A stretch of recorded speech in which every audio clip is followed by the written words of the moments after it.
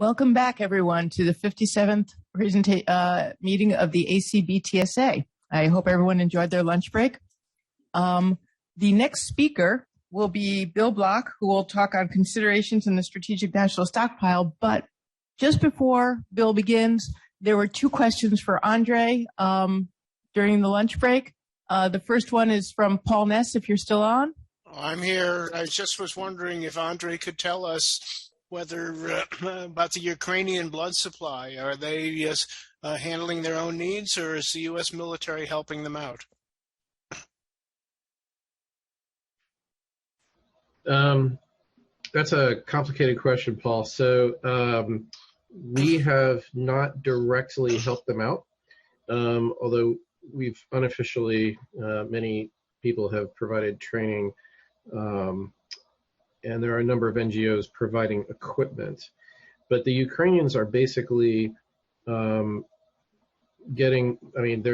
collecting all their own blood, and they're actually using quite a bit of fresh whole blood from walking blood banks that previously they had never done before, or at least not in recent memory. And it was actually illegal. So they changed the law and activated that on a pretty large scale basis. For us to help them with blood, they need to actually request the help through official channels, and they haven't done that yet, although that might be coming. So we would probably support them with equipment and supplies and such. So we're very interested in helping them if they request it. So that's the true answer. They are getting some help from the Czech Republic and Poland on certain supplies. I know that.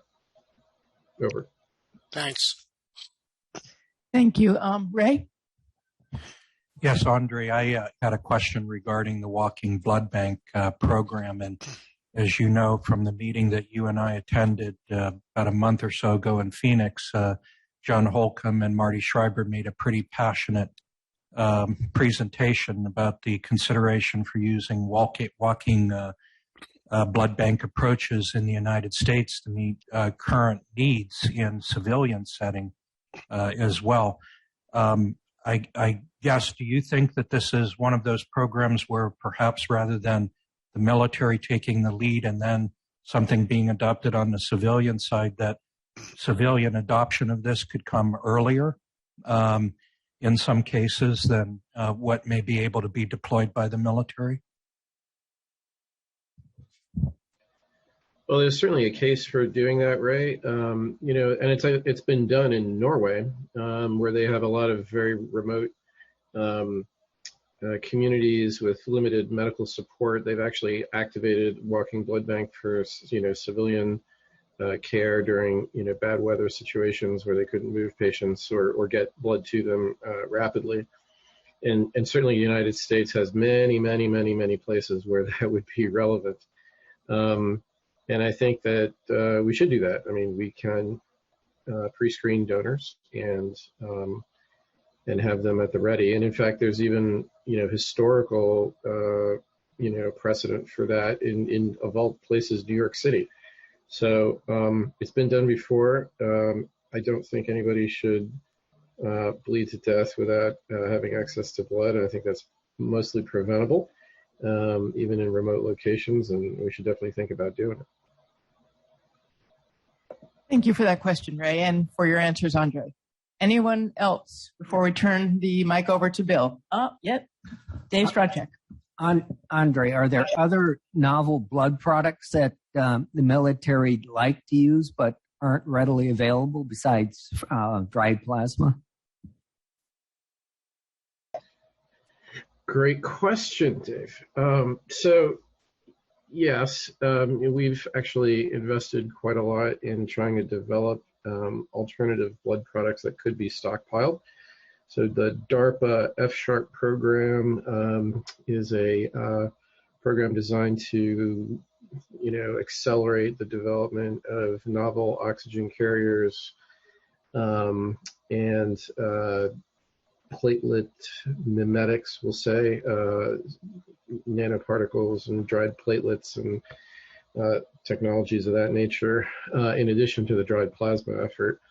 I would say that those are relatively early stage, and so I didn't mention them in my talk regarding NATO and so forth. Our NATO colleagues are well aware of all this as well. But, it's what we know works is dried plasma, and we know that's tantalizingly close to being available, and really should be available, whereas the other products are a little bit more speculative. So, and along with so-called farmed blood that was mentioned by Dr. Gorlin,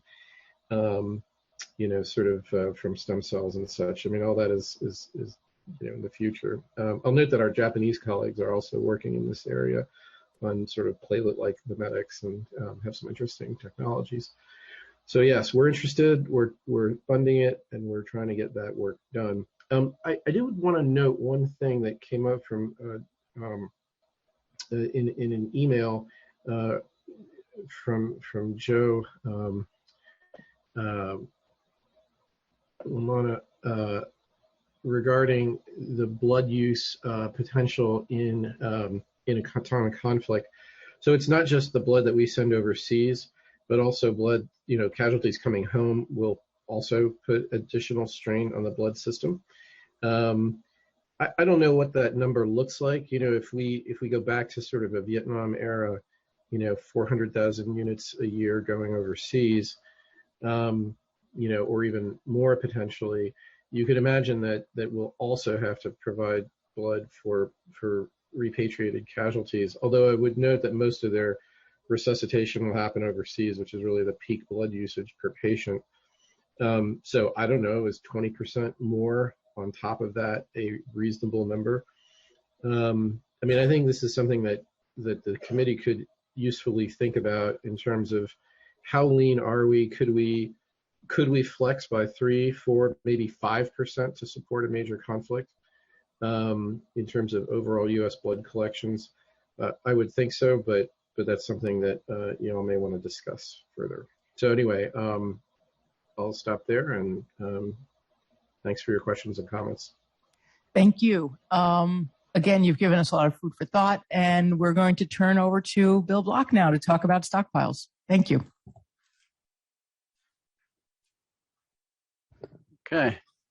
Well, thank you very much. I'm honored to be here speaking on behalf of many of the independent blood centers and blood community. Thanks to Diane and Claudia as co-chairs on the board. I'm Bill Block, President and CEO of Blood Centers America. We're a co-op that basically manages contracts on behalf of over 50% of the country's blood supply. So if you look at collections in general, we represent pretty much all the independent blood centers that have to collect on behalf of the country's blood supply requirements. You can see that we do a lot of contracting. Jed mentioned it earlier on behalf of our centers. And we manage about 150 different contracts. We do sell their recovered plasma. We also manage donor analytics, which we have about 80 million donor records over the last 10 years. So we can help our centers, which is also part of this surge capacity. You got to have donors, got to start with the raw material. And I'll get into that in my discussion. But one thing I did want to make clear, because it's been talked a little bit earlier, was we do move blood 24/7 for all of our members. So if there's a need someplace across the country, we generally hear about it. That includes the Red Cross. We coordinate it. We do the invoicing on behalf of the members and anybody shipping the blood. So we do know where blood's needed. We also know where blood supply is potentially even over collected, right? In other words, is it available? But as Jed said earlier, those inventories are very small. It's not like there's a lot of flex in the system. So, but we have good data on kind of what's available. So if somebody wants to know, we can communicate that. And I know, Jim, we've done a lot of work on the disaster task force on that too. This is kind of the scale of what it looks like across the geographic collections. These don't represent every fixed site out there. As you know, there's probably close to 400 fixed sites. Mobile collections also represent a good part of collections, although since COVID, much of the collection has gone to mobile. So it used to be about a 40-60 split fixed site to mobile collection. Now it's just the opposite. About 60% of the blood's collected on fixed sites, 40% on mobiles. So we've learned a lot from the pandemic, but if we don't put it to use and we don't do anything and we stay status quo, then we're really not impacting operationally what we could impact. So this is just a picture just to kind of look back at what happened during COVID with the blood supply. And you can see the big bump in, first what happened was we had a lot of hospitals cancel elective surgeries. And then you had that big bump there when the Surgeon General actually went on TV, made a big call for and plea for blood across the country. And so we got an impact, pretty short term. It was about a month or so where we had a pretty significant impact. The reason that's important is because if we have to collect for surges in demand, we know that this works, right? If you get the word out and there's a national appeal from the Surgeon General and other people like that at a national level, it works. And that's what happened there. Now, of course, we quickly went back to more of a, neutral stance, but you could see the, O neg, O pos. We track all this, every month for our center. So they know exactly what's going on relative to demand across the country. I got the FDA one. Peter is not here, and he already presented this. My slide deck got interspersed with the FDA's. Let me try and click forward. I don't know how I got in there. But the good news is we're now back to my deck. So this is kind of what happens, during any kind of big, pandemic or impact. Obviously, people start to hoard product. I think Cassandra, you mentioned it. Jed's mentioned it. We had the same thing occurring with blood, right? And hospitals don't like to tell you how much blood they have because they know that would require potentially sharing with somebody that doesn't have, and they're not interested in giving it up if they don't know when they're going to get more. So that's something that we have to pay attention to in any kind of a surge capacity model. And we obviously want to make sure we can, negotiate around that. So this is what we did during COVID. We collected almost 700,000 doses. The reason why this is important is because it shows the FDA worked closely with us. We had support from ASPR. We had support from BARDA. Huge shout out to Mary Homer, who was very instrumental in understanding that we needed a collect to demand model. In other words, today, our centers are going out and collecting at risk. I heard somebody say earlier, hospitals need to communicate with blood centers. And guess what? If I ask hospitals how many give their surgery schedule to blood centers, the answer is probably 0 or maybe 1 or 2%. It is not high. Unfortunately, it's not common. So yes, there are some anomalies. We talk to our blood centers all the time. And unfortunately, they're sometimes collecting in a vacuum in most cases to what real demand is. Plus, they have trauma centers that, scales up, scales down. So those are big things that impact this. But the point is, if the centers have to ramp up quickly to collect, they can. They just need to make sure that they're being paid for it up front. If they have to collect and they know they're at risk for that sitting on the shelf and that expiring without knowing that demand, then they're less apt to collect a significant amount of product. So the point is, you got to have funding up front for a collection model that is unknown demand. Does that make sense? Okay, so let's take a look at the supply chain. We have some maps here. The reason I show you the maps is that Andre pointed this out in his presentation. We're impacted by geopolitical risk. We're impacted by pandemic risk.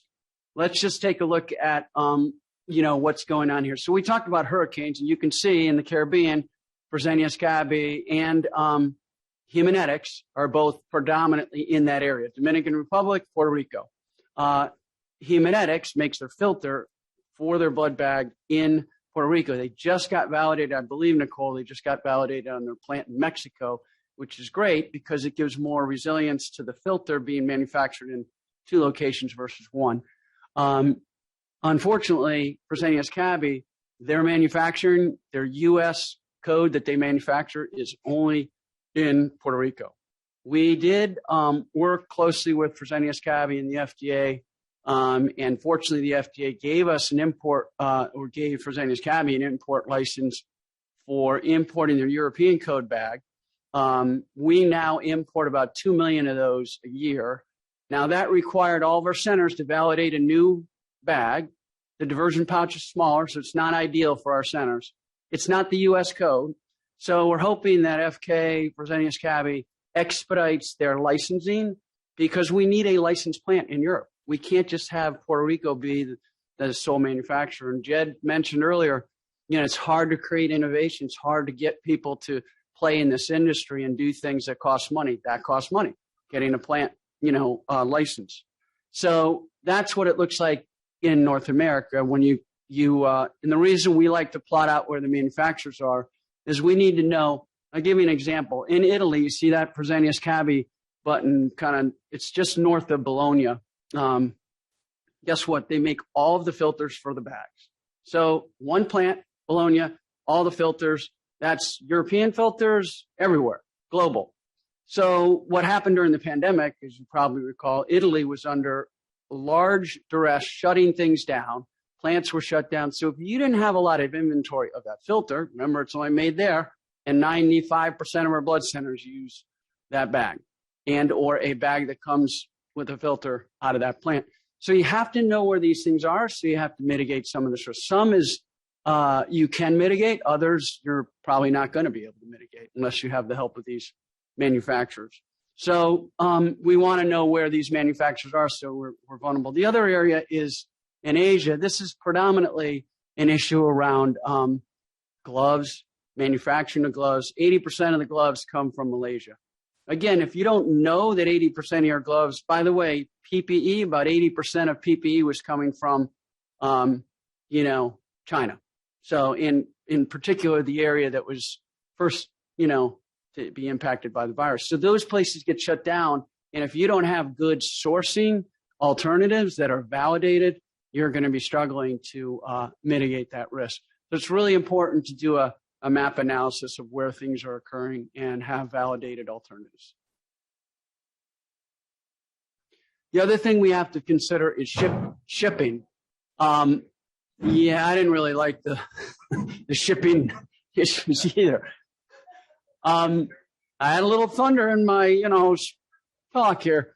This shows you how complex it is to get our blood and tubes tested across the country.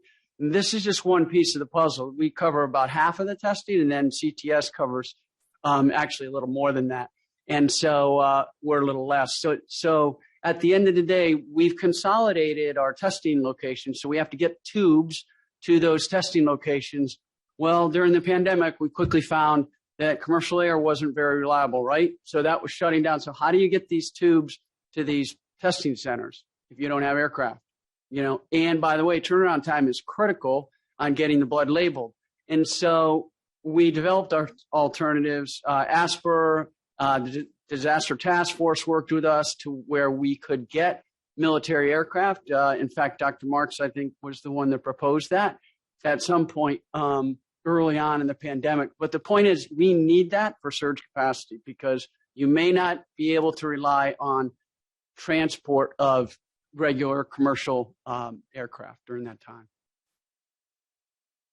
So the other thing we wanted to share with you is just kind of the impact on what happens during any kind of emergency is you do tend to have prices increase. And we've already talked about we're in contracts with hospitals where we don't always have the ability to raise prices 197% with our hospitals. As you guys know, hospitals are asking us to save them money. So what happened in most cases was the blood centers really absorbed these costs without having a lot of margin to play with. In some cases, they couldn't afford to absorb them, but they had to go back and raise prices. But you can see huge impacts, right? Because this is all PPE we weren't using before COVID. So supply chain is very complex. I'll wait. Supply chain is very complex, right? It starts with the blood donor. Jed alluded to this. Labor force is a huge issue. It's probably the top challenge right now in most of the blood centers, between that and collecting enough blood. They just can't keep that labor force retained. In some cases, they're phlebotomists, 80% turnover rate. They're losing them, because Costco, Home Depot, other entities have benefits, lower risk, set schedules, higher pay. So they're losing them that. So you have to have a plan for labor as part of the surge capacity. But you can see all the other things that I've mentioned, reagents, transports, they're all impacting that supply chain. So this gets into one of the solutions. We're basically implementing this as we speak. We are implementing this is how we're mitigating risk on the medical plastic side. So medical plastics, big issue last year. We were on allocation for our two most critical products, right?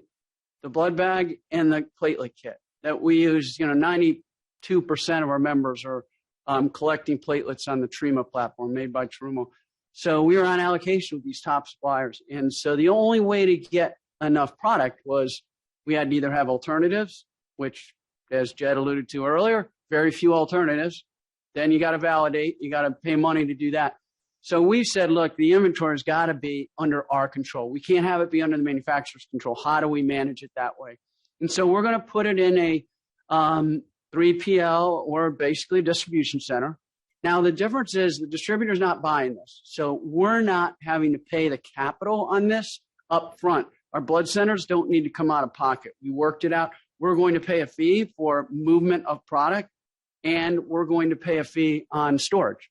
So at the end of the day, it's a really cost-efficient model because members don't have capital to buy $50 million worth of 30 days of inventory, right? And just have it sit on the shelf. So we felt like this was the best model. It does cost us money, but it's probably the lowest cost of like a cost-plus model in the others. And so we'll have 30 days of these products under our control. It will give us some breathing room. We want to get to probably 60 days with this model. But again, it costs money to mitigate risk. Supply chain, these are some other examples of what else we're doing.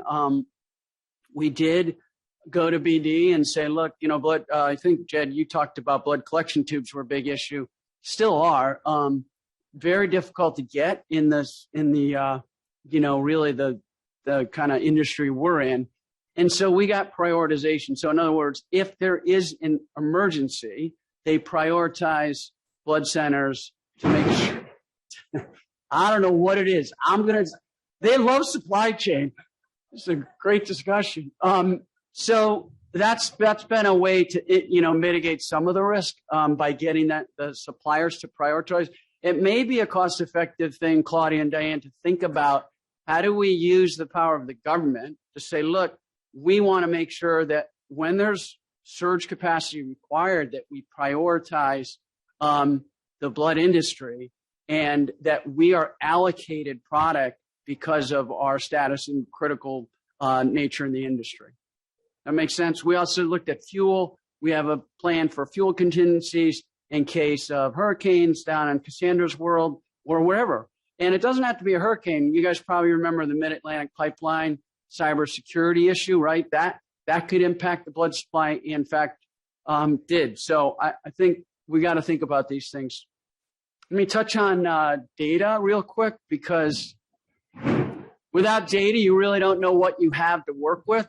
So during any kind of emergency, we have the ability to track where product goes. It's very simple. We get a CSV file from all of our independent centers daily.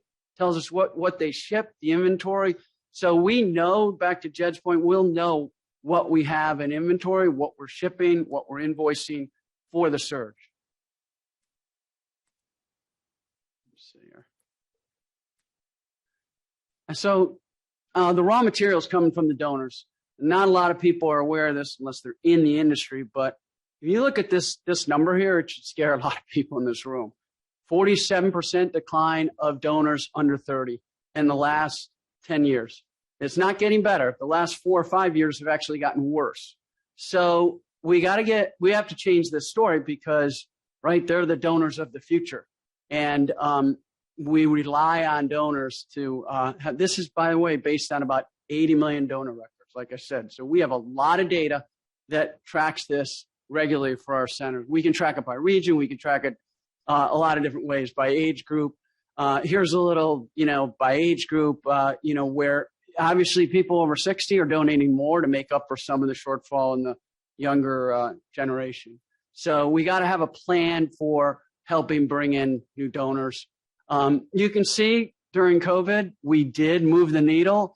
We lost about 40% of the donor group there in that younger donor group, but we've kind of inched back about, 15 to almost half of those donors. The problem is once you lose the ability to touch those donors in high school, universities, they get out, they start working, you may not get a chance again. So that's another challenge as part of the raw material.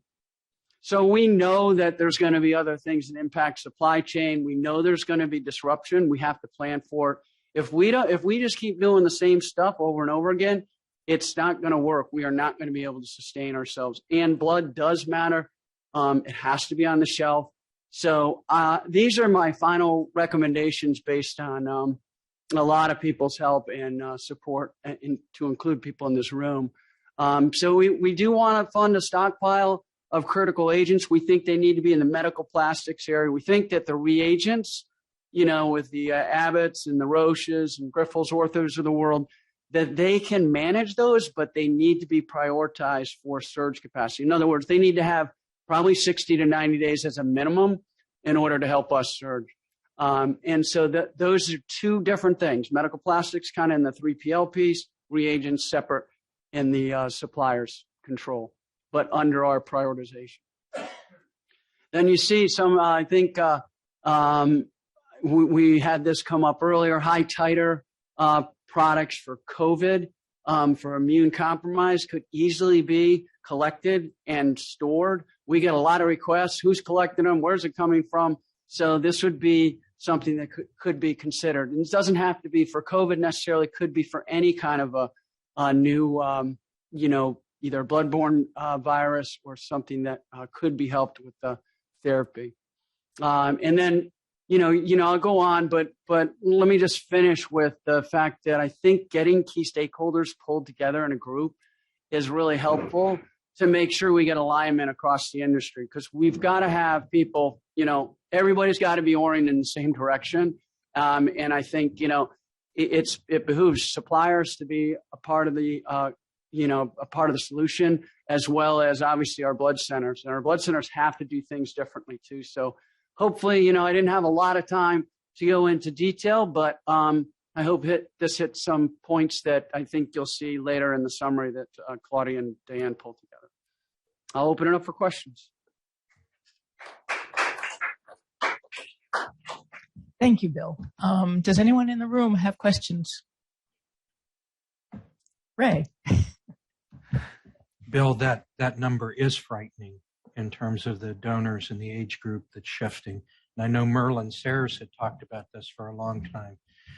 Is there any kind of social science project that's going on to try to understand the dynamic of the reasons why that's dropping out and what practices might be adopted to try to change that dynamic? Yeah, that would be a good one, I think, for a potential funding of a, survey or clinical analysis. One thing I will tell you is we're exploring the idea of mixed reality. You guys have probably seen it. There's headsets that you can wear. It drops down and gives a digital experience to the donor. We have a clinical study that we did that's very, very positive on reducing anxiety for the donor. So if you think about it, if you can get that first-time donor to have a good experience, they're probably going to come back. And it's been very effective, especially in the younger age group. So things like that, we've got to try and, continue to help drive younger donors to start donating long-term. I'd like to make a possibly provocative comment. The average age for secure transfusion services, the paid for platelet donors, was 40.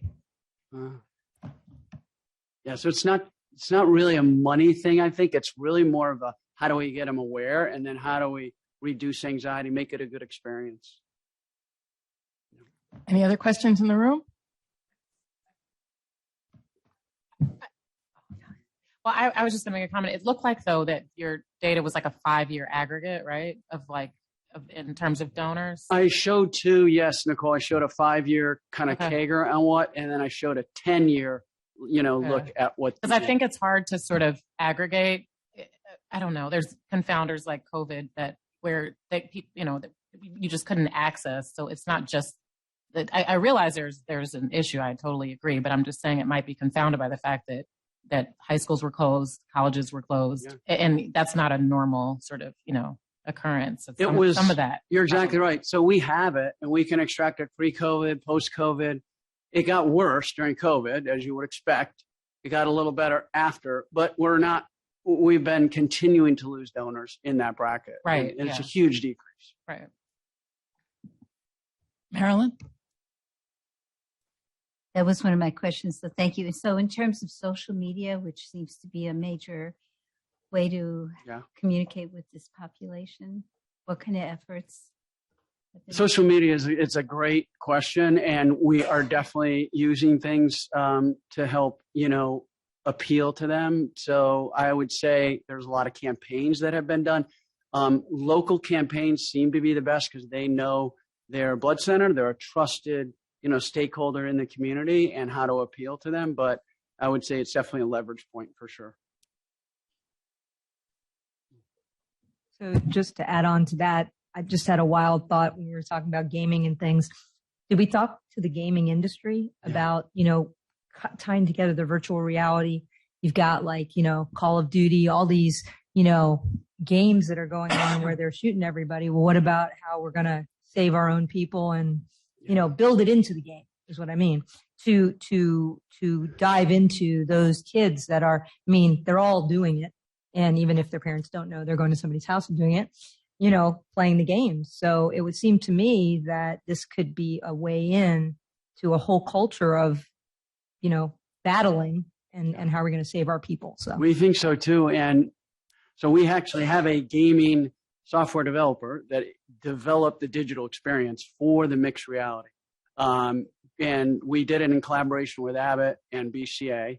We agree. And the nice thing about this is not really, it's the experience. So you can continue to have one for platelets. You could have one for, a whole blood donor. You could have one for an O who you really want to reward. So it just depends on who your donor really is. But it's really the software that's the magic. And I totally agree. Yeah. All right. Any questions online? Thank you very much. Okay. Thank you, Bill.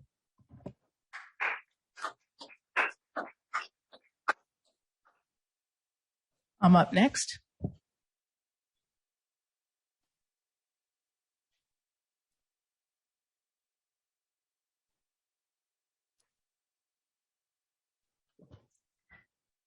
I want to thank Bill and all the other speakers for teeing this up so nicely, because I think that the speakers presented the material that make the 13 recommendations we're going to be considering more compelling. I hope they do.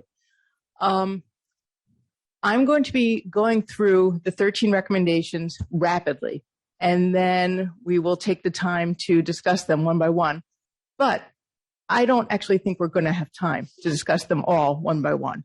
I've watched other ACB-TSA meetings where we laboriously wordsmith every recommendation, and it takes a long time. And it's an important process, so I don't want to rush it. So with that in mind, I'm laying out a couple of thoughts on the different recommendations and how to prioritize them. First of all, the recommendations can broadly be split up into those that deal with surge capacity, stockpile, emergency measures, things that are designed to move us towards greater preparedness for an emergency. And as Bill just showed, it might be just around the corner. And I'd like us to approach them that way. I want a sense of urgency so that we think about the recommendations for preparing for an emergency and we address them as rapidly as we can. So there are going to be some recommendations that are about surge and stockpile and emergency measures, and those may receive a greater priority as a result of that. There are other recommendations that deal with long-term problems that have been alluded to throughout the sessions today. Problems with reimbursement, billing, blood centers working at near negative margins or possibly negative margins. Those are really large systemic problems. They need thoughtful long-term solutions. And so while I think all 13 of the recommendations that we're laying out today have equal weight, are equally important, there are going to be some that we need to address sooner rather than later. So I've thought about it in that way. Another way that I'd like to prioritize is putting it into a 3-tiered system. There's some recommendations that say, this is a problem, we need to convene a working group to study this problem further and develop tight recommendations. That, to me, while it's important, is going to be the lowest priority for today's work or tomorrow's work. Because if we don't address it during the live meeting, we can address it online, just in terms of tightening the recommendation, making it acceptable for the committee. So that's the lowest. The second tier recommendation for priority will be recommendations that deal with generalized statements that we believe the federal government needs to listen to, the Department of Health and Human Services needs to listen to steer their direction, but there's nothing else actionable that we can do. We can simply say, we think you should do this, and leave it there and hope that they do it, hope that they listen. Jay has had a history. He showed us that there were many recommendations that have been made that haven't necessarily been moved upon. So we need to approach them with that in mind. But that is the second tier of recommendations. And then the first tier for me will be those that can be immediately actionable, or we hope that they can be immediately actionable. So as I go through the 13, you'll see that I've laid out priorities for each of them. So next slide, please. Or can I advance this? Given what other speakers told me? Okay. So first, just generally, I don't think we need to spend a lot of time on this because we spent the entire day discussing these issues, but what are the problems? What is the scope of the problem? How are we going to deal with it? So we know what surge capacity is. We know what we need to do, why we need to create a stockpile. Emergency measures, we'll talk about some potential recommendations that can allow us to collect and manufacture blood more rapidly. As I said, the blood supply and reimbursement model, this is a big systemic problem, and it requires a lot of thoughtful discussion amongst many stakeholders. And finally, and certainly not last but not least, is donor availability and diversity. HHS has funded the Giving Equals Living campaign. This has helped strengthen the donor base, but I think more work is needed. And as Bill has said, we also need to put more investment into tracking the data so that we understand the problems. We can try and model answers. So moving on now. There we go. Surge capacity. There are 4 recommendations that touch specifically on surge capacity, but as you'll see, or as you've read already, many of the recommendations, you can't quite categorize them just as surge capacity or stockpile. They bleed over. So the 4 surge capacity recommendations. The first one deals with transportation, and it arose because of what happened during COVID. There were few airplanes that were available. The blood centers needed to get the tubes to various testing locations, and they couldn't do it. And this was an important bottleneck in the ability to manufacture blood, just being able to transport those tubes. And I imagine there could be a scenario where there's an emergency where we have difficulty transporting blood because airplanes aren't available. So we need to build in priority for blood into the transportation system. So the first recommendation is that we work on the emergency support function number 8. This is something I didn't know about until Mary Homer introduced me to it. This is a planning document that plans for public health emergencies and tries to avert them. And it lays out very cleanly in 18 pages, bullet point what each different department of the government is supposed to do to plan for an emergency and deal with that emergency when it comes. And so the first recommendation is to suggest alterations or edits to ESF 8 so that blood is a priority for transportation. And that is that is the first priority level, because I think this is something that can be done without funding, and it can be done fairly rapidly, so long as we have support from the government. Okay. No, I skipped. Okay, while we're looking at ESF 8, as I mentioned, it's 18 pages long. It's not a significant read. Blood is mentioned 19 times. I think, and again, Mary Homer helped a lot with this, Mary Homer of BARDA. While we're in there, we might as well look and see if there are other places within this planning document where we can make the response for blood more appropriate.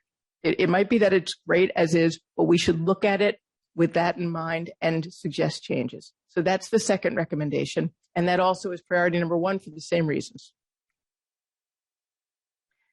Priority number 2 calls for a working group. And so I'm making this the lowest priority in terms of what we discuss today and tomorrow.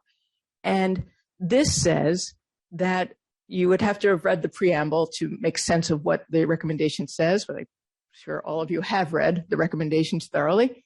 So the preamble says there are emergency measures that can be taken. During an emergency, there are measures that might be considered so that blood can be moved more quickly. For instance, we can lower the required dose for a platelet so that more platelet units can be produced rapidly. We've seen in Canada, we know in Europe that the apheresis dose is smaller all over the world except for Belgium. So it would not impose a safety risk, I think. So that is just one idea for a measure that we can consider suggesting to allow us to make blood available more quickly in an emergency. We would need the FDA at the table because we would need to understand how FDA feels about the risks that we are proposing taking. And we want the work done by end of 2024 so that we have this sense of urgency. So that's recommendation number 3. Recommendation number 4, we've heard a lot about how successful the CCP model was, using payment for donation rather than payment for transfusion. When we have surge capacity, how are we going to pay for it? We know that it has worked out very well for blood centers to convert to payment for donation. So when we have a surge in the demand for blood, perhaps we should consider the CCP model for paying for the marginal extra amount of blood that is needed, is collected, is manufactured. And so this would be a working group. So priority 2B, the lowest priority, but the working group would do a stepwise plan for the business case that would consider incremental surges from 5 to 25%, with a strategy and business case made for each surge level. So we'd understand how much it costs, how much we get out of it, and propose that BARDA or some other funding agency provide the money up front for when there's a surge in demand. We also should consider pre-negotiated contract drafts that would be developed and available for the rapid collection and deployment of blood components. I imagine that ABC and Red Cross and BCA were working quickly at the beginning of COVID to get the contracts in place. If we draft them now, it would be helpful. Okay, on to the next 4 recommendations, which involve stockpile. The first recommendation for stockpile really comes from the fact that ASPR gave a grant to BCA to begin to develop ideas for developing a stockpile. And some of you who are on the working group have seen this document that BCA produced, where they outlined the 3PL plan. They talk about the various materials that should be in a stockpile. I think that the ACB-TSA should look at this list and augment the list so that we make sure we know what should be in a stockpile. And now, before I talk to Susan Galel, I thought that this should be a priority 1. We could just look at that list, have a group of people together and put it together, but it's, as always, more complicated than I originally thought. So this might need to be a working group, but I think that we should begin that working group immediately after this meeting closes, after tomorrow. So that will be a high priority for the next project, for the next working group to come together and do. The next is why not turn to our neighbors in Canada and pre-negotiate a memorandum of understanding so that if we need to bring blood over the border during an emergency, all the paperwork will be in place to do this quickly. It would, if Canada agrees, it would be a bidirectional memorandum of understanding. And of course, again, we'd ask that the FDA participate to ensure the safety of the incoming blood from Canada or potentially from other countries if we decide to extend this model beyond Canada. Extending the out date. Tomorrow we're going to hear from Brian Blickham of HHS.gov on research for how to make a blood bag have a longer storage period. A stockpile is most efficient if you have long out date periods so you don't have to move the stock to keep it fresh. If there can be federal funding made available for research that will allow us to look at perishables and extend their out dates in various ways, that could be a useful way to make a stockpile more efficient.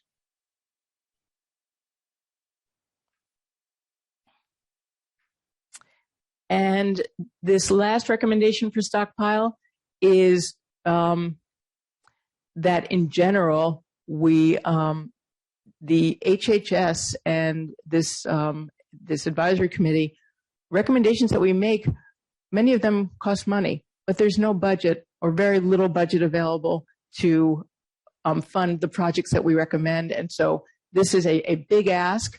Can we have an enabling budget that can be used for projects to stabilize the blood supply, such as stockpile of key supplies and components? Okay, emergency measures. There are two recommendations. The committee recommends that the FDA build flexibilities. We want to thank the FDA for working with HHS.gov. After the hurricanes, they worked with HHS.gov to make sure that the factory in the Czech Republic was available for import. This is going to happen again in the future. I don't know where or when or how. I think Bill showing us the supply chain vulnerabilities highlight the fact that it can happen again. And so we'd like to just say up front that OS should work with the FDA to build flexibilities to enable fast-track processes that will allow for the rapid availability of blood storage bags or other alternate supplies as preparedness measures in the event of future public health emergencies. The committee further recommends that companies providing critical supplies for blood manufacturing and storage shall work with HHS funding agencies to develop and enact contingency plans. We've touched on this topic a few times today, that if there's only one company available making something, then there needs to be a contingency plan for alternatives to be available. I talked earlier about pipette tips, for instance. If you need pipette tips, are there other sources of that pipette tip?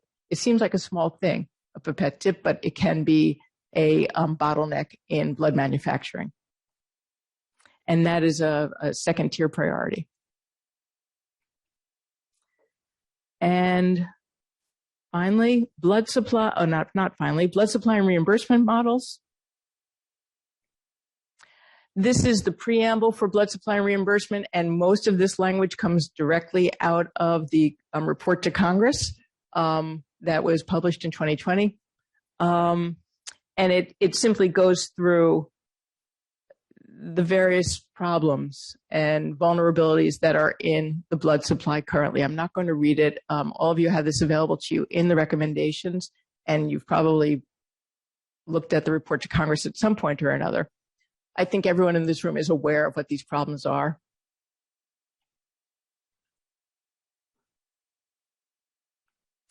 And so the recommendation is for a working group to be developed, and this is a big one, but a working group to be developed to develop a risk capability analysis with business case development informed by actuarial science. The agency would be administered by ASPR and OASH, and we'd have representatives from all stakeholders to look at this really large problem of the many vulnerabilities in the blood supply, in the blood industry, in terms of reimbursement, in terms of hospital billing in terms of reimbursement so that we might be able to make some suggestions for fixes that in the long term help move the margin from, I'm not out to save blood collectors. I'm a hospital person, but I am out to have a steady supply of blood that I don't worry about. And I think this recommendation could help.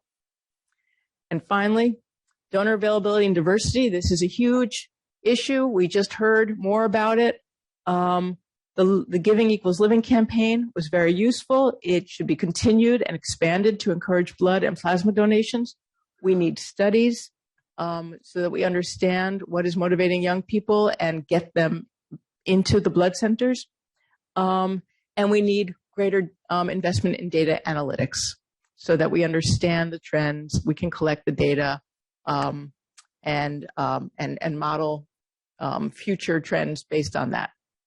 So these are the 13 recommendations that the working group has developed, and I want to thank them again for all of the work that they did to develop them. It was a huge effort under a tight timeline. What I'd like to do now is sit back down and turn the floor over to the committee and ask, do you question these priorities, which I welcome? Do you have comments in general? Do you have ideas for how we should move? We have until 2:55, at which point we sum up the meeting and then adjourn for the day. And we will be meeting for dinner at 4:45 in the lobby of the Holiday Inn. A bus will come and pick us up at that time. So until then, I'd like us all to just discuss the recommendations. And once we're settled that the recommendations, that the priorities are correct, you have no other general comments, we can dig in onto the top priority and start to tighten up the language. Thank you.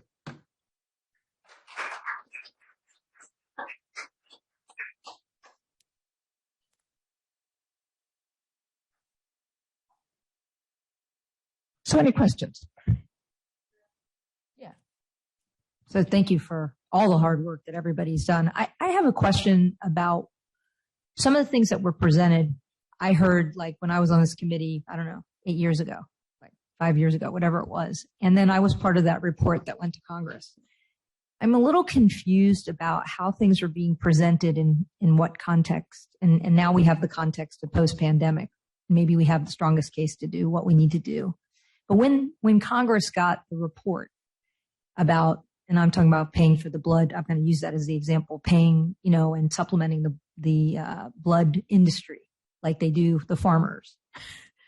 Who delivers that information or who presents that? Or is it just they get the report and they make a decision? I don't understand that because we spent a lot of time, ran all the things. How does it work?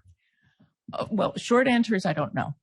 Longer answer is I share what I sense is your frustration, that we all get together and put in a lot of work and make thoughtful recommendations, and then they seem to dissipate into the ether. Everyone is well-meaning, but there are competing priorities. My only answer, unless someone from HHS, yeah, Jim? Yeah, thanks. The way the report goes is that we get tasked by Congress to provide the report, form the committee, the working groups for that. Once that's voted on, agreed upon, it goes up to the ASH and then up to the secretary for their sign off. And once they concur with that, then it's released to the Office of Administrative Legislative Affairs. It's a branch of HHS that communicates with Congress, and they're the official releaser of that report to Congress. And it's released to a number of offices that are identified that have oversight for those committees. And then we stand by ready for any questions or any input on that.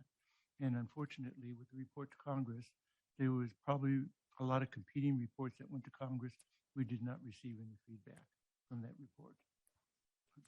So unlike the farmers who have the lobbyists and everybody else who, the hemophilia community has lobbyists, like all the sickle cell, everybody's got like lobbyists. But it seems to me that I don't understand how we're going to make headway, because this is like one of the most important things for sustainability is being able to have the blood centers continue. I mean, all the other things are dependent upon that.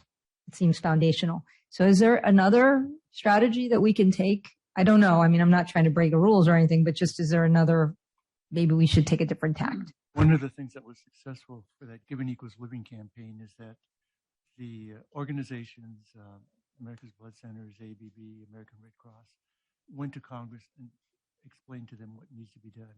And Congress listened to that group because they're important constituents, and they came back and then asked HHS to take on that charge because it's needed.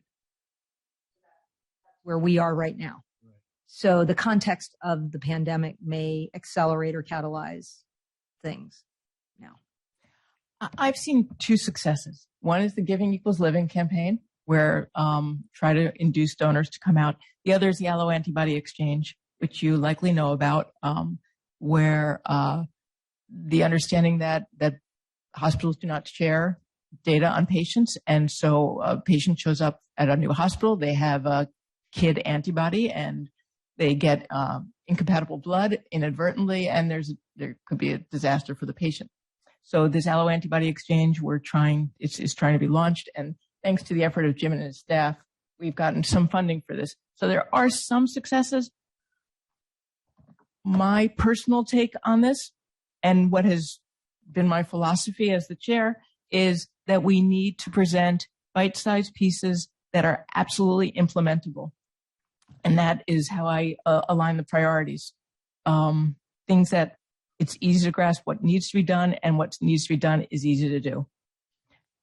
But I think we need funding. We need Congress, right?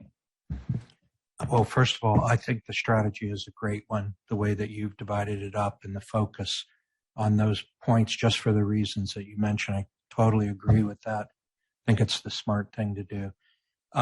One of the things I wonder about is if the dynamic of changing the argument, because certainly I keep hearing surge, but what we talk about really is sustainability during times of crisis, or even not during times of crisis, but just sustainability. And I'm wondering if how this gets, not to who it gets presented, but how it gets presented is also going to be important. Jay talked about many times, 20 years of talking about having surge capacity, but our recent experience has been with the sustainability of a process that is critical to medical care during a time of pandemic. And it's perhaps getting people to realize what happens if that system goes down. What happens to medical procedures and care for patients if that system goes down, or if it suffers an issue that's pandemic and global related, in the sense that you can't just say, well, we'll ship it in from here or from there if everybody's being affected by the same thing. What kind of policies, practices, and how can we present that in a way so that because I think it's easy, as we saw earlier, to say, go through, well, you have a shooting here and a shooting there, and only 25 units of blood are used. So what surge capacity did you really need? But I don't think anyone who's lived through the past, 4 or 5 years would say that the pandemic that we experienced and the issues that we experienced as a result of that didn't have an impact on the way care was provided to patients. And how can we implement some of the things which you are talking about here as recommendations? How can we implement some of the things to make that be less likely to be the occurrence if this were to occur again? Thank you, Ray. Susan. Yeah, I was thinking along the same lines as Ray, trying to understand in my own mind what is a scenario that we're trying to address. Thinking, Andre Kapp laid out, very clearly here's the different scenarios we're planning for. And I've been struggling with, are we really planning for surge? Or is the problem that we're trying to address the fragility of our current supplies, both, donors, staffing, incoming supplies, transportation, and so I think in terms of, what we feel that we want to take action on, maybe I think it would be good to try to clarify what's the scenario that we're trying to address. And then, then we need to articulate that, to the, entities that would help us solve that problem. I just wanted to make a comment because FDA was mentioned in a couple of the recommendations. What I would say, I think there's some misconceptions in terms of what FDA is able to do in certain situations. So what I will say is one thing that I think that we need to do is encourage transparency from industry to blood centers. I think that that's something that's important because there's certain things, just I'm speaking in a general sense, FDA has no control over. If there are manufacturing issues, if there's shortages, we certainly reach out and try to help troubleshoot those things. But at the end of the day, those are not things that are under our control. And so I think that the industry has some vulnerabilities in terms of availability, supply, other things that need to be addressed that are outside of the scope of what FDA can do. And so, that seemed to be a little bit missing from some of the recommendations. Another thing that we need to encourage is innovation.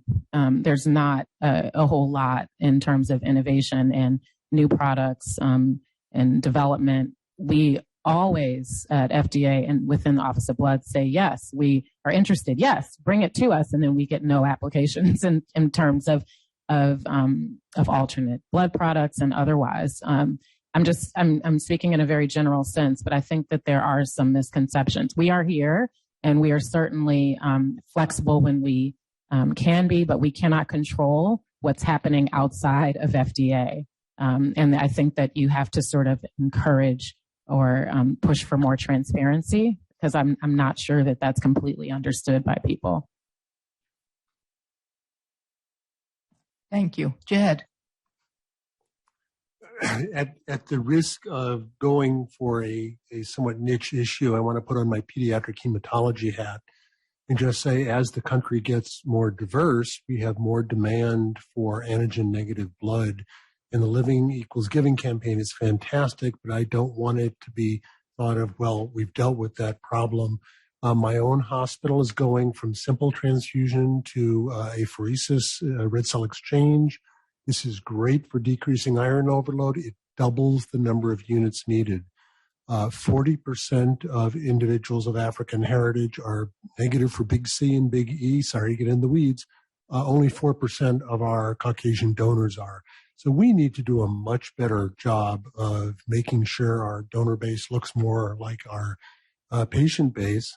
And that's going to require federal help because we have been struggling as individual centers, and this is really a national awareness campaign. So I know and appreciate that there have been efforts to date. That's a great start, but it should be a start, not a checkbox. Thank you. Dave. Just following up on the innovation comment by Dr. Verdun. The freeze-dried plasma that Andre Kapp mentioned and some of the other innovations that the military is looking at would benefit civilian patients with trauma. So it'd be nice if we could encourage the development of those products too. Are there questions or comments from the online audience? Claudia? Lynn. Yeah, Lynn. Just one quick comment, and I do appreciate the comments today. I think, Ray and Nicole made two very, I think, critical contributions to this discussion. And I think, as we deliberate going forward, and I know we all remember this, but the focus should be cast, I think, in terms of the patient that we are caring for at the end of the day. So our activities contribute to hopefully a positive outcome at the end of the day. And if we can keep that first and foremost during our deliberations, and I think really make perhaps a strong and compelling presentation, we may be able to move things more expeditiously down the playing field. So that's it. Thank you. Thank you. Sridhar. Yeah, I think I was talking about this earlier, but I think that it would be useful if there was funding to study this issue of the actual clinical impact of blood shortages. And I know that some of this would require an act of Congress, for example, but I know that there are periodically, like end of year funds and things like that OASH might have access to. That if there were ways to fund such a study or such a project, or at least come up with the framework for how that would be studied, like what the study design would look like, who the partners would be. I think that would be useful. And I think it would make me much more, it would leave me and probably others, much more convinced about what the actual impact of this parent problem is. Thank you. Anyone else have any questions or discussion points? Yeah, this is Paul. I had my hand up. Sorry, Paul. That's okay. No, I remembered what Sridhar had said earlier on, and I know he just said it again, but I find that kind of frightening, and that I think all of that we're talking to accomplish isn't going to get very far unless we can make a compelling case that there is a real problem. And I think the blood centers and the hospitals in general are very good at getting through tough times, but I clearly do believe, after many years of experience, this is a chronic, ongoing problem that's going to get worse. And I think it's very important that we document it, or I don't think we're going to convince anybody to really help us solve it. Thanks. Yeah. Anything else before we turn to the recommendations then? I think these comments have been really useful in terms of general directions. I think of the 13 recommendations as a roadmap for the next 5 to 10 years of work. I hope it's done within 10 years. But I especially like, Ray, what you said, and Susan, that we perhaps should reframe this in terms of sustainability,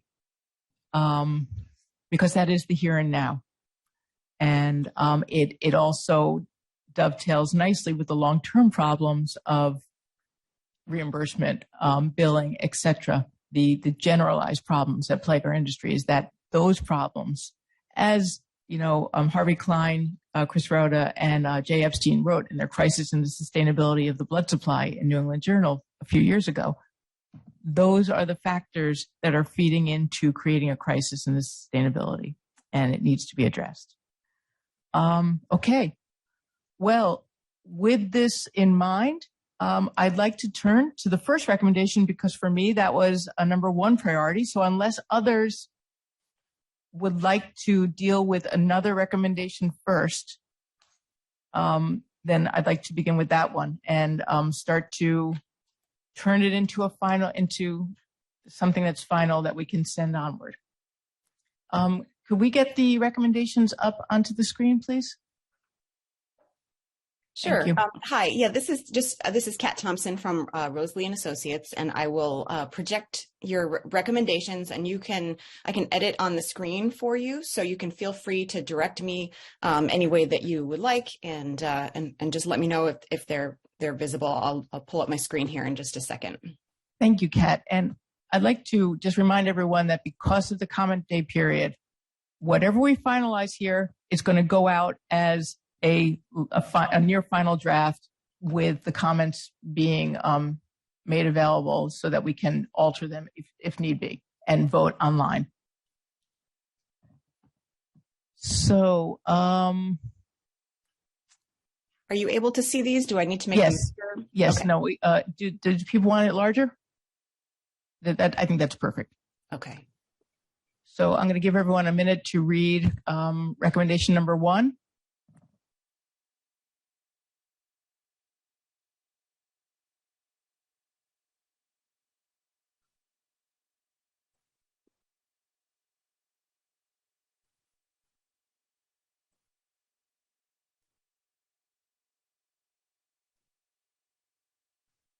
So you're really speaking here about if COVID or 9/11, that blood tubes and blood supplies get prioritized. I mean, that's Yes, that they get onto the severe. airplane. It's Yeah. that.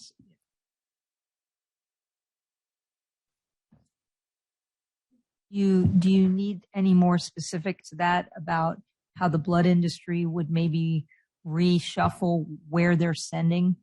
Because I was looking at the United States map and where all the centers are, where they're trying to get to, and it sounds, it's people aren't all sending them to places that are close to them, because we wouldn't be able to have let's say people flying places, so they have to drive. So would we want to put anything in about cooperation among the blood centers as well?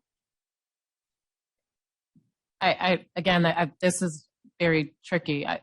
During the pandemic, I can say that it wasn't universal in terms of who had tubes and who didn't. Okay, so there's distribution channels where some were able to get things from their distributors quite easily, and there were some people that couldn't get tubes, and it was hard to connect those that couldn't with those that had an abundance. So it wasn't this universal thing. So I'm not sure. It really depended on where you were in the United States and what relationships you had. If your distributor was prioritizing you over someone else. And so I think there's just a lot of layers, is what I would say. So, nay, it's important that we consider the complications so that we come up with a solution that actually works. So where it didn't work, was it because of transportation, or where it didn't work, was it because of other factors that you're aware of? Well, what I can speak to is, just simply supply. So there were, I can't get into the whys of the supply outside of there were some distributors that were different than others in terms of their ability to get tubes to people. It was relationships. Yeah, agreed. And some places are very close together. If you're in the southern region of the United States, you're very far apart from places. It just really depended. And if you were at a big place or a small place. So if we create a recommendation that works, it would have to somehow stipulate that this applies for those who need it. 100%. Yeah. It would be back and forth. That it wouldn't just be we're telling everybody, but the people who have the things, which are blood, could be the blood suppliers, it could be industry. How are they going to engage with that too? We don't have a contract with you. How do we get that to you? So we have to kind of name all the places that are going to be pushed under this pressure, I guess. Wouldn't that be emergency specific also? Some regions of the country are going to be more affected than others during each emergency. Nothing simple. Yes, nothing. Yeah. Daryl and then Susan. Just a quick comment. So I think, to me, when you read this, in principle, this makes perfect sense. But I think what I struggle with a little bit is it doesn't necessarily tell me how you would operationalize this. So when we say we're going to prioritize the transport of blood samples, that suggests that we have to put that priority above some other thing that needs to be transported. And so I'm not sure how you say that the blood sample, for example, is more important than some other critical resource that needs to be transported as well. So that's where I find the challenge is how do we know where in the priority this lies in terms of all of the emergency supplies that might be needed, not just blood samples, but more broadly speaking. I may be misspeaking, so take what I say with a grain of salt, but I was under the impression that if we can add blood if we can give it a priority designation, that means it gets onto an airplane more quickly. So it's not one priority over another. It's not a hierarchical thing. It's just simply giving it a status so that during emergencies, any material that has the priority status is they still might wait in line, but their line moves faster.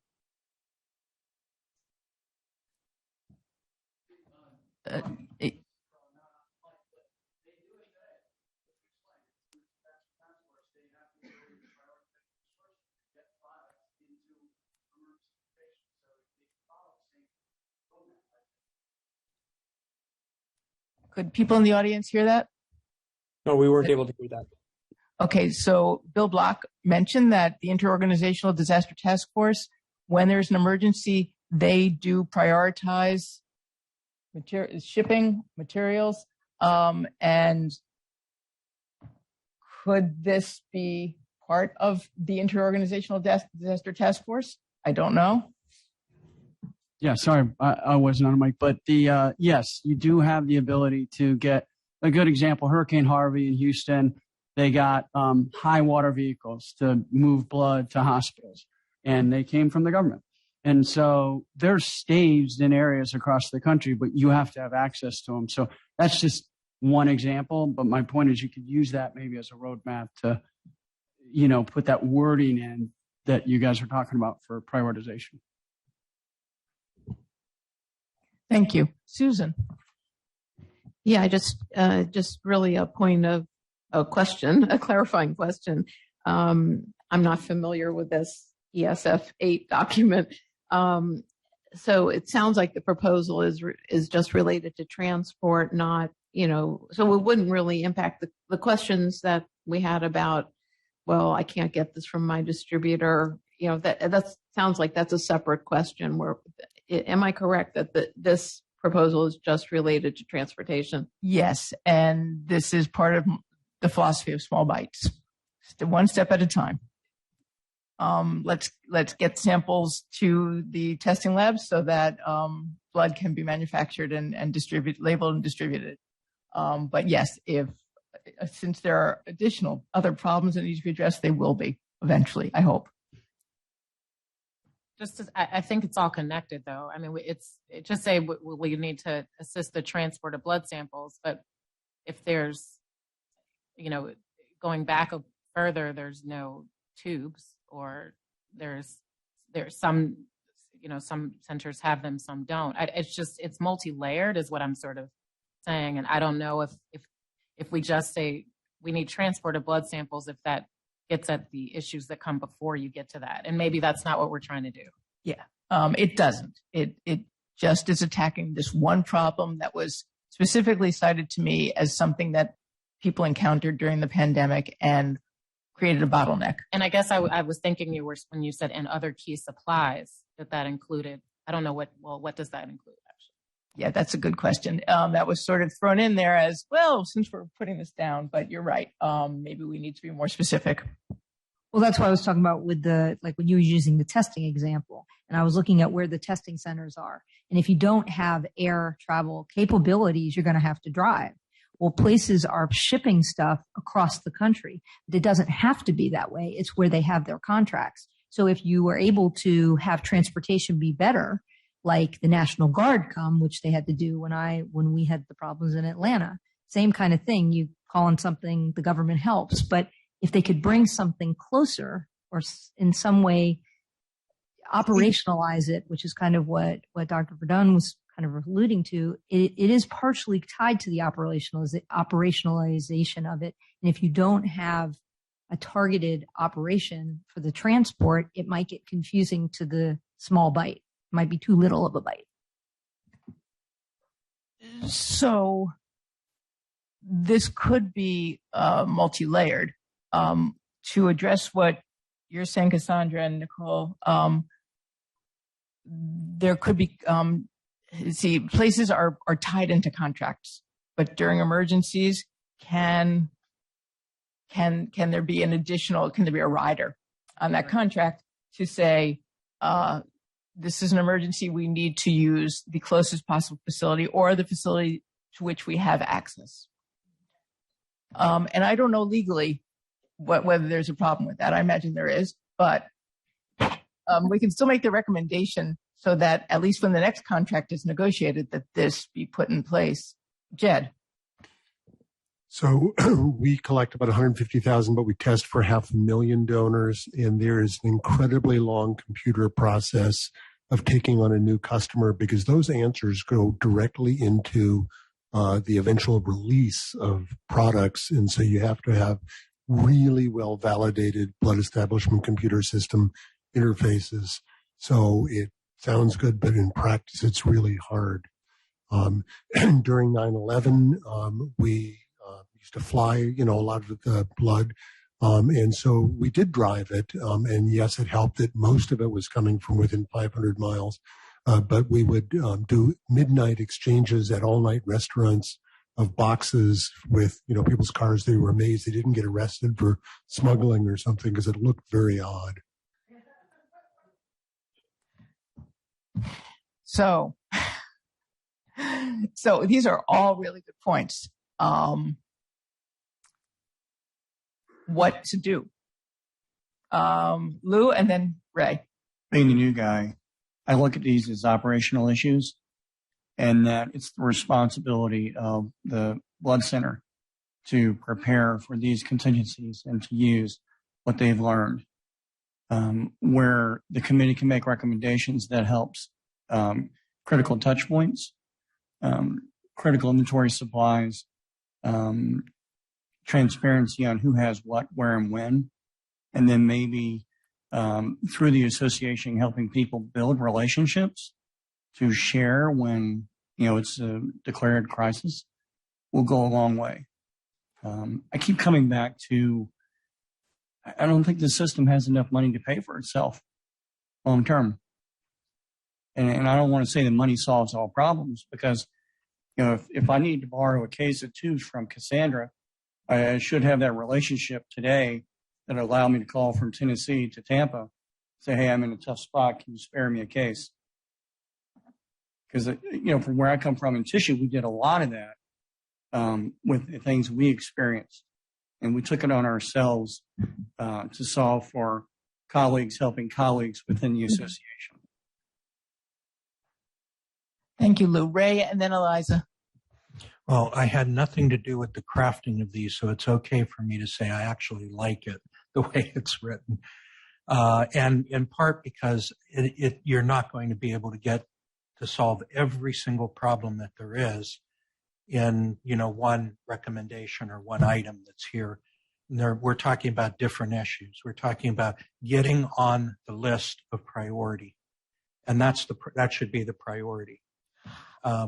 Thanks for bringing this sort of background, Ray, because that is the idea when the recommendation was written was how can the government help us? And the government can help us by changing ESF 8 and saying blood should be a priority for military vehicles or whatever is taking off into the air, get those tubes on that flight. So thank you. I'm sorry if I'm saying your name wrong. Alyssa, I'm sorry, I don't remember.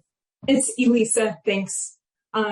So my comment stems from the perspective, so I do work in the organ transplant field. I'm a researcher, and so one of the big issues has to do with equity. And so I'm asking here, to what extent does equity weigh in our discussion, and in the context of organ transplantation, equity is really central. It's written into NOTA in terms of ensuring the equitable allocation of organs, regardless of geography. And so to what extent would we need to be mindful, especially since we're talking about transportation of blood samples here in term, is that something we need to address? I'm not sure. Certainly, I think most people in the room would agree that we want equitable distribution, and I think most people would also agree that we don't necessarily have it.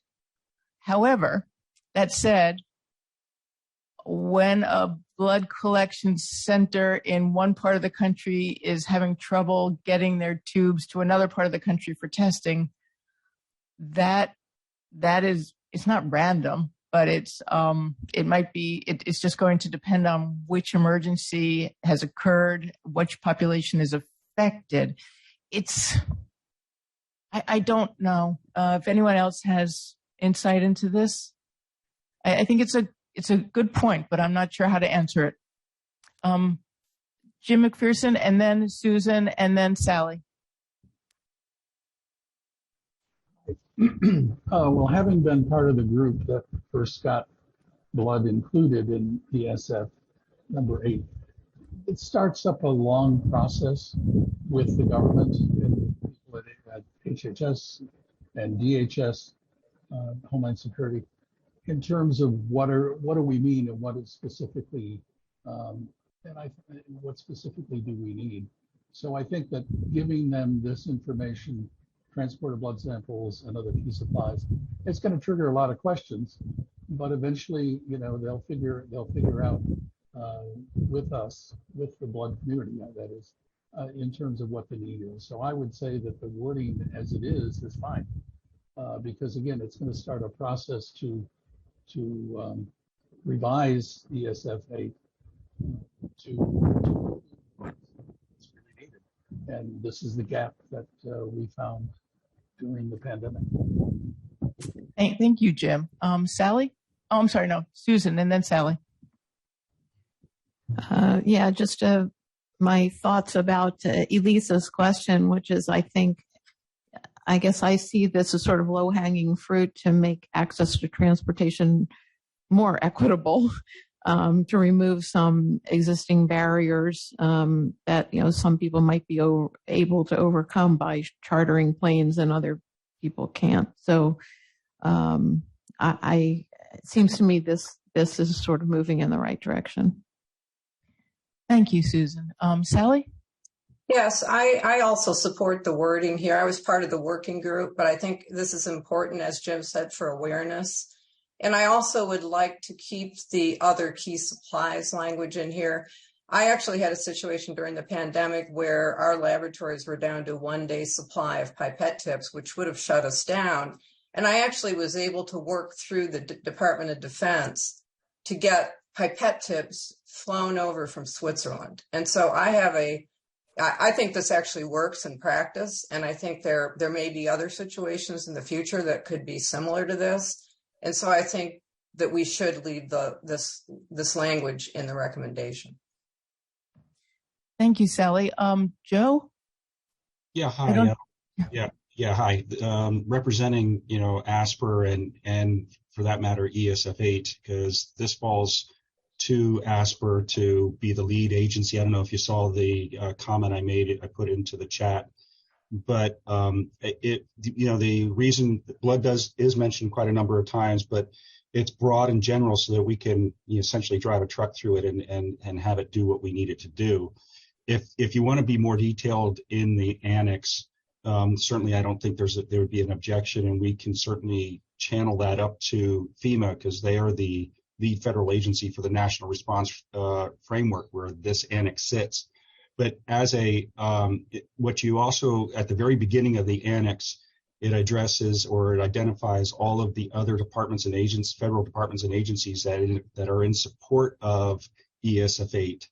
And transportation is obviously one of them. And there's another, if you go into the National Response Framework, there is an additional annex in there for transportation. So in essence, what it means is that when we get to the point where we need to move things or we need to do things that are not necessarily specifically identified in the annex, we lean on our interagency partners to be able to support that. So again, if you want to make it really specific, that's certainly the prerogative of the group to do so. But just know the kind of the mindset when this was originally written and how it was crafted was not to make it so specific that we kind of confine ourselves to just those tasks. So making it a little bit broader is probably a good thing.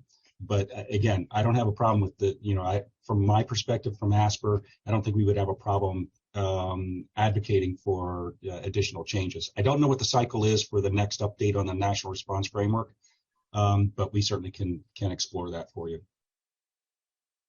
Thank you, Joe. I'm going to be in touch with you. Any other comments on the language of recommendation number 1 as is or changes to the language? Because if there are no other comments, I don't know what's best, whether we should vote on the language now or go through recommendation number 2 and then vote on those together. It would be lovely to get something done in the next 5 minutes before we have to adjourn. So let's. My co-chair is saying, let's vote. I'm all for it. So can we begin a vote on recommendation number 1, the language as is, keep it until the comment period is over, and see if we need to make changes based on that comment period. Jim? Yeah, certainly. Probably what we can do is just go around the room, vote yay or nay if you concur with wording for number 1. We'll start out with Ray. Yay. Yay. Identify your name when you vote, so we'll have a record. I'm sorry. Marilyn Levy. Lou Barnes, yay. Cassandra Josephson, yay. I'm Dave Stronson, an officio member, so I don't really vote, do I? No, you don't. I'm sorry. Official members do not vote. Claudia Cohn, yay. Diane Wilson, yay. Susan Gallel, yay. Judd Gorlin, yay. Okay. Now, I just want to clarify, since I'm HRSA, do I vote? I'm sorry. No, you do not vote. Thank you. Thank you. Okay. We'll go on then to those online. I'll start out with the public members. Beer, Andy Miriam. Yay. Ray, Sally Cagliati. Yay. Elisa Gordon. Yay. Michelle Kamika. Yay. Daryl Core. Yay. David Perez. Yay. Jim McPherson. Jim, I'm sorry, did you say something? Yay. Thank you. Paul Ness. Yay. Okay. Lynn Ewell. Yay. Gary Markland.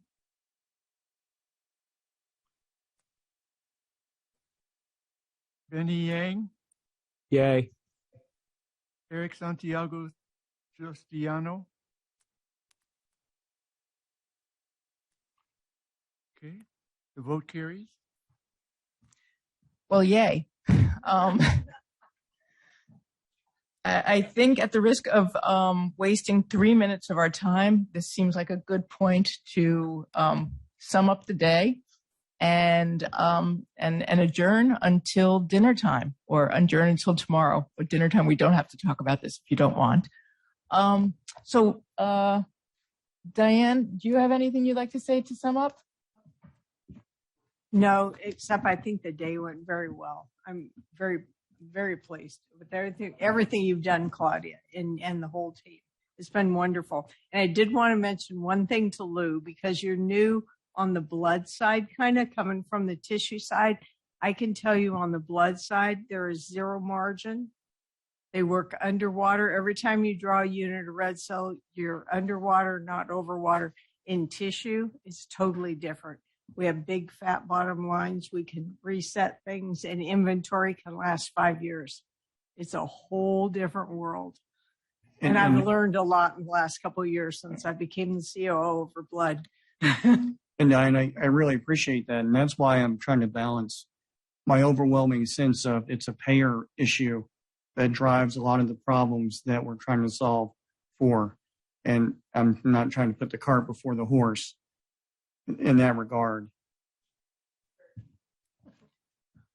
Well, to sum up from my point of view, this has been a huge amount of work from many, many, many people. And I can't thank the committee enough for your thoughtful contributions, your provocative questions, the discussion. It shows how complicated all these issues are, and that we need to continue just working hard to move things forward just a little bit, because I think we're going to help. So thank you, everyone. Let's start again tomorrow. We have many interesting discussions tomorrow that aren't necessarily on the sustainability of the blood supply, as I will now start calling it. We're going to be hearing about the alloantibody exchange, the US CDI and ONC Health IT certification program, updates from the Tissue Biovigilance Subcommittee, the Giving Equal Living campaign, methods to extend the outdate of blood bags. But then we will have, I think, 2 hours dedicated to doing what we've just done, which is looking at a recommendation and trying to finalize it. So I ask you, even though all of us are tired, go home tonight and just take a look at the recommendations. Think about if there is one that you think deserves our attention while we're all together, because this is the best way to have a conversation, is when we're all face to face. For those of you who are online, I also appreciate your contributions. But so until tomorrow or until tonight at dinner, thank you so much. We are adjourned.